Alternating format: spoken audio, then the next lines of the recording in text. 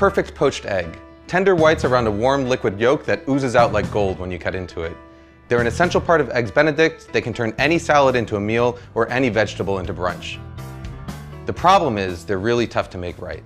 So you've probably read all the tricks and know all the secrets. Add vinegar to your water. Add salt to your water. Don't add salt to your water. Stir a vortex into the water. Wrap your eggs in plastic wrap. And guess what?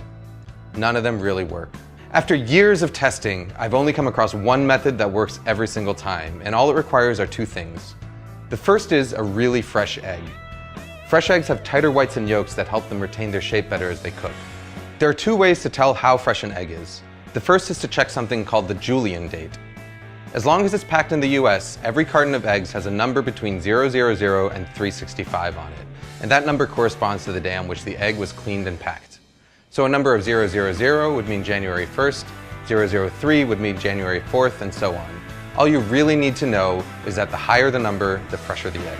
You can also tell how fresh an egg is by carefully putting it into a cup of water. As an egg ages, the air pocket in the fat end is going to get bigger and bigger, which will make the egg stand upright or sometimes even float. A really fresh egg will sink and lie flat on its back like this. Once you've got your fresh egg, the second tool you need is something that I saw first suggested by British chef Heston Blumenthal, a fine mesh strainer. You see, no matter how fresh your eggs are, there's always going to be some amount of liquid white. It's this excess white that causes misshapen eggs. You know, those really ugly ones with the wispy white floaters that completely ruin your brunch. To get rid of them, we're going to transfer our eggs to a fine mesh strainer and gently swirl it around until all the excess white is drained away. What you're left with is a nice, tight egg. Even better is that the strainer is actually the ideal tool for lowering the egg into the water. What I've got here is a pot of water at 180 degrees Fahrenheit, which is just about the temperature that the water is quivering but not quite simmering yet. All I'm going to do is gently lower the strainer with the egg into the water, move it back and forth a little bit to make sure the egg isn't stuck, and then carefully roll the egg out.